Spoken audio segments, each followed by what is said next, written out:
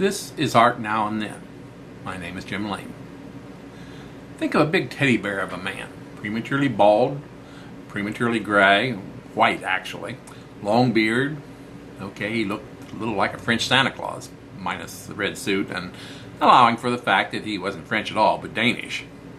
His name was Camille Pissarro.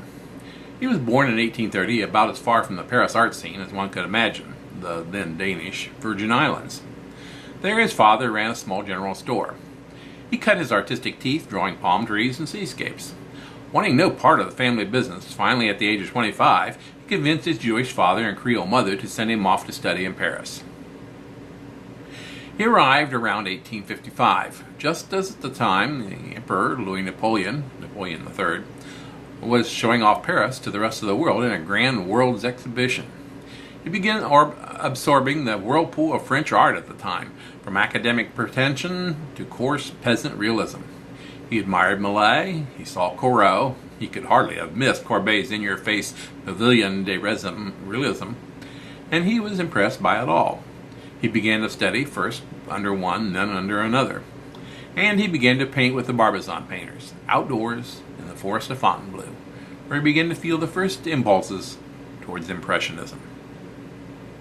When we think of Impressionism, we often think first of Monet, then perhaps Renoir and Degas, which is fine. But the quiet, guiding light of them all was the gentle, kind-hearted Camille Pissarro. He struggled with them, argued with them, painted with them, and most of all gave them technical and moral support when they needed it most. He shepherded Cézanne, was one of the few friends the man had, in fact. He learned quickly and easily, and from all indications just as freely and easily divulged what he knew. He was there at the Salon des Refugiés and every one of the 8 Impressionist exhibitions. In fact, he was the chief organizer of 2 of them. His work was based upon the strong understanding of Impressionist precepts involving light and color, and perhaps technically the most adept of all the Impressionists. His work was never as flamboyant as some of the others. He painted almost exclusively landscapes and still lifes, and surprisingly for an Impressionist, with a considerable amount of detail. As Impressionism developed, it was both centripetal and centrifugal.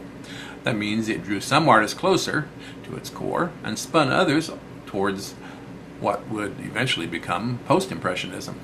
Pissarro, along with Monet and Sicily, became the hard core of the movement.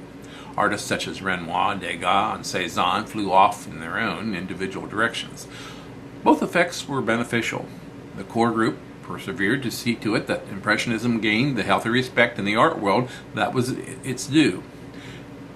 The others took the best Impressionism had to offer in terms of painting technique, style, and philosophy in new directions and to new heights. The split in the group several found personally painful, but through it all, even as Pissarro espoused pointillism and had tried to make it his own style, he was the one man all others looked up to and loved. Late in life, he enjoyed the fruits of his Impressionist persistence. He swerved away from Seurat's pointillism, even destroying some of his own canvases while reworking others. Pissarro died in 1903 at the age of 73, financially secure, but no doubt far more important to his personal fulfillment. He was by far the most influential of all the Impressionists. It's doubtful we would today worship the work of Cézanne, Van Gogh, or Gauguin had it not been for Camille Pissarro.